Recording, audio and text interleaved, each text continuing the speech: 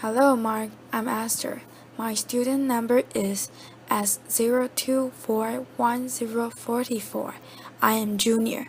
Today I'm going to read a TED Talk, Pam Warhurst, How We Can Eat Our Landscapes. The will to live life differently can start in some of the most unusual places. This is where I come from, Todmorden. It's a market town in the north of England. 15,000 people, between Leeds and Manchester. Fairly no more market town. It used to look like this, and now it's more like this, with fruit and veg and herbs sprouting up all over the place. We call it propaganda gardening. Laughter. Corner Road Railway Station Car Park, front of the health center, people's front gardens, and even in the front of the police station. Laughter. We've got edible town path, and we've got sprouting cemeteries. The soil extremely good. Laughter. We've even invented a new form of tourism. It's called vegetable tourism, and believe it or not, people come from all over the world to poke around in our raised beds, even when there's no much growing. Laughter.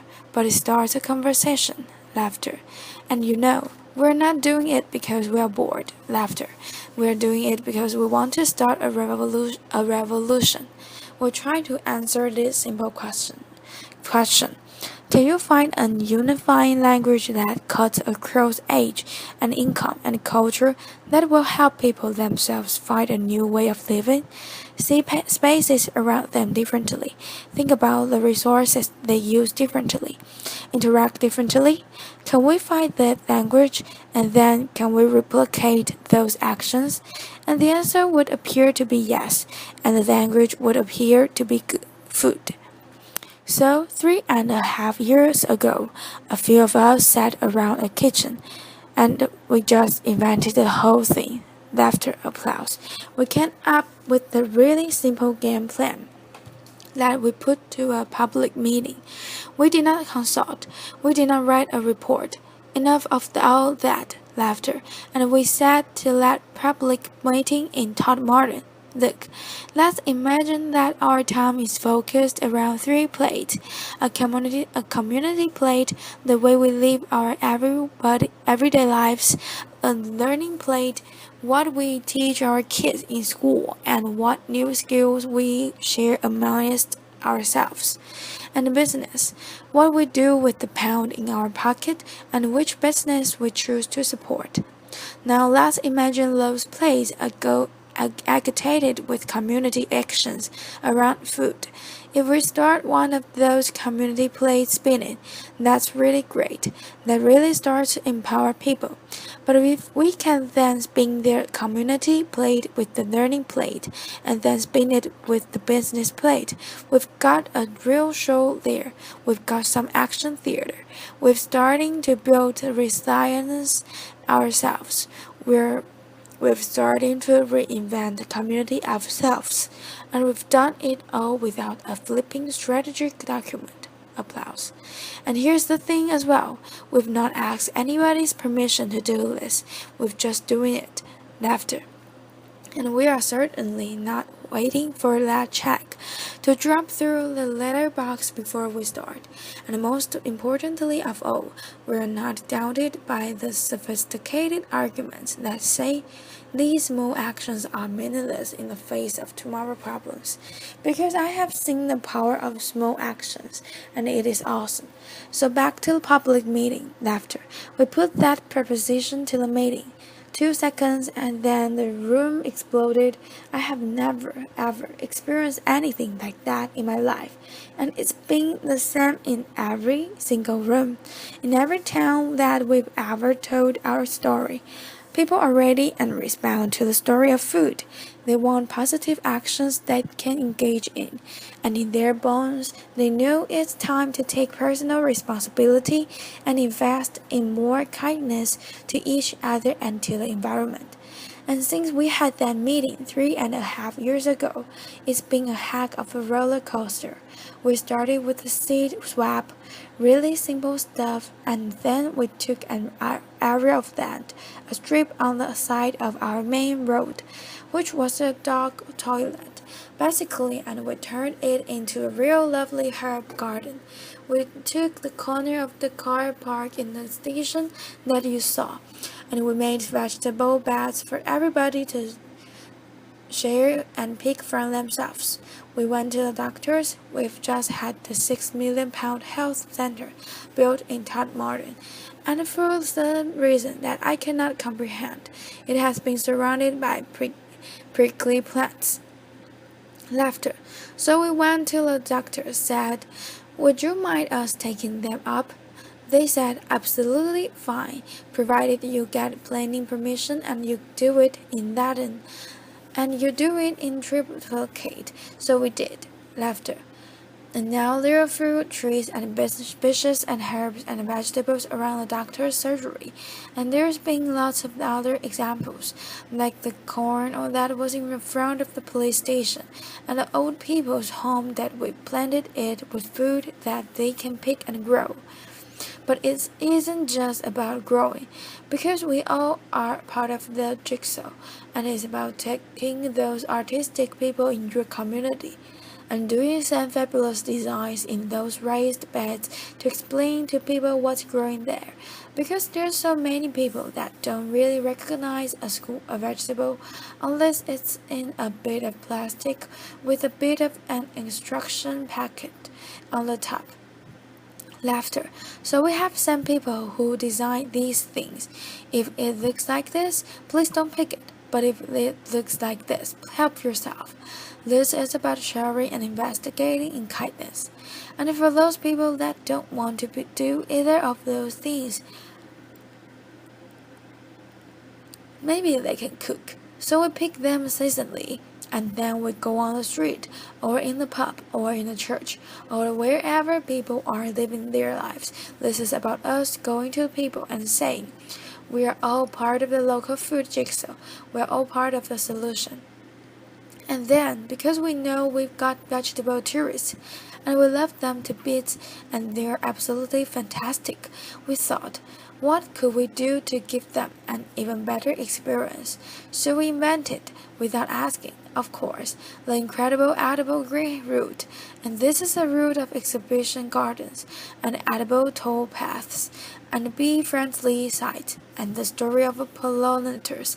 And it's a route that we designed to take people through the wall of our town, past our cafes and our small shops, through our market, not just to and fro from the supermarket.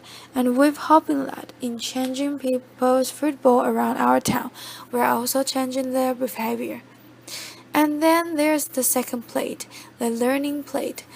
Well, we are in a partnership with the high school. We've created a community.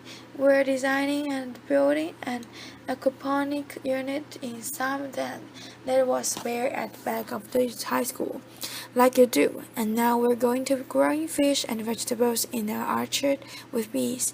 And the kids are helping us build it. And the kids are on the board. And because the community was really keen on working with the high school is now teaching agriculture.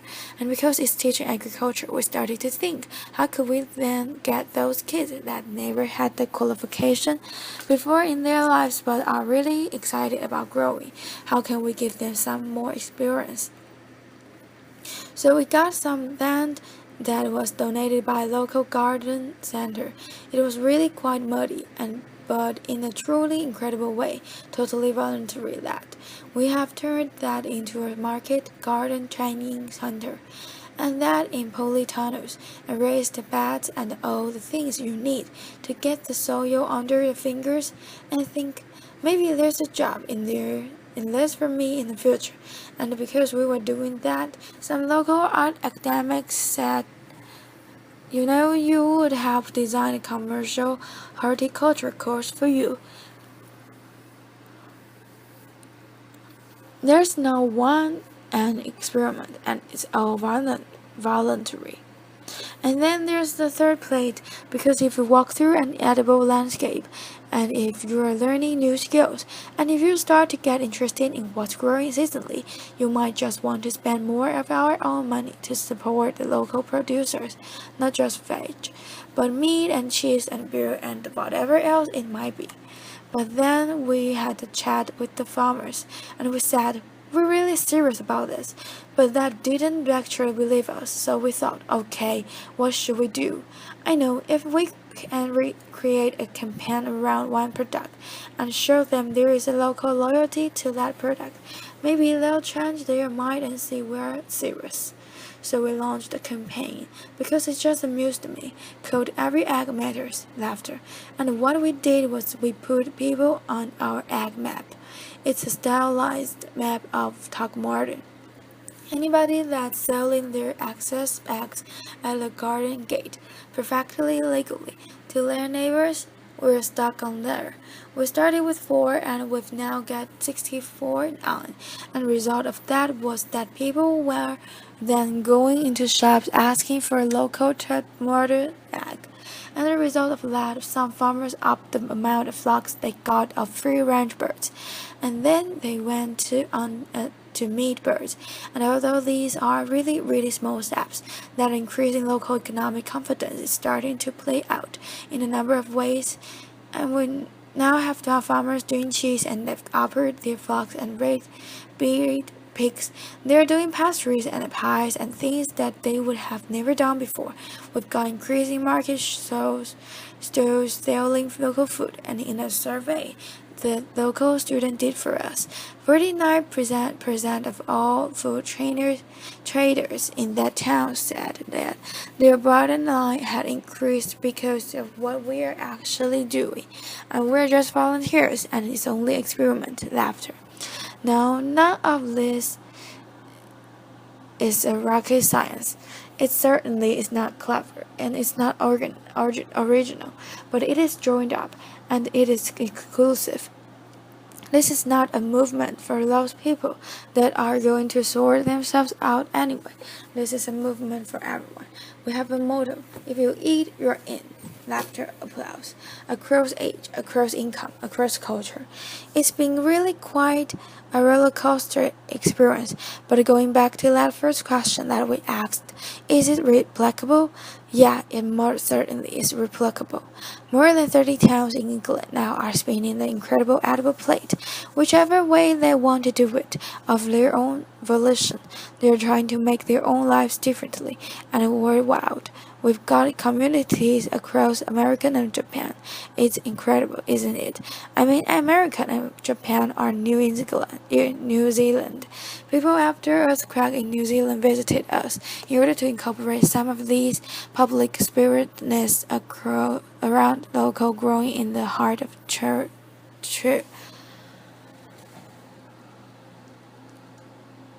Christchurch. A number of this takes more money, and a number of the demands are bureaucracy, but it does demand that the things differently, and are prepared to bend budgets and work programs in order to create your supportive framework it communicates can bounce off. Sadly, we've seen actions on the ground from local government.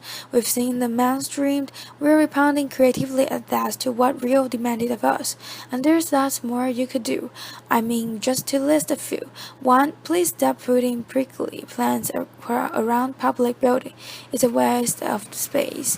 Laughter. Secondly, please create edible landscapes, so let our children start to walk past their food day out in our school streets, in our parks, whatever to children might be. Inspire local planners to put the food sites at the heart of the town and the city plan, not reduce them to the edges of settlements that nobody can see. Encouragement all our schools to take this seriously. This isn't a second-class exercise. If we want to inspire the farmer of tomorrow, then please let us say to every school, create a sense of purpose around the importance to the environment, local food and soils. Put that at the heart of our school culture, and you will create different generations. There are so many things you can do, but ultimately, this is about something really simple. Though then, organic process, through increasingly recognition at the power of small actions, we're starting a level to believe in ourselves again and to believe in our capacity, each and every one of us, to build a different and a kind future. And in my book, that's incredible. Thank you. Applause. Applause. Thank you very much. Applause. This is the end of the recording. Thank you, Mark.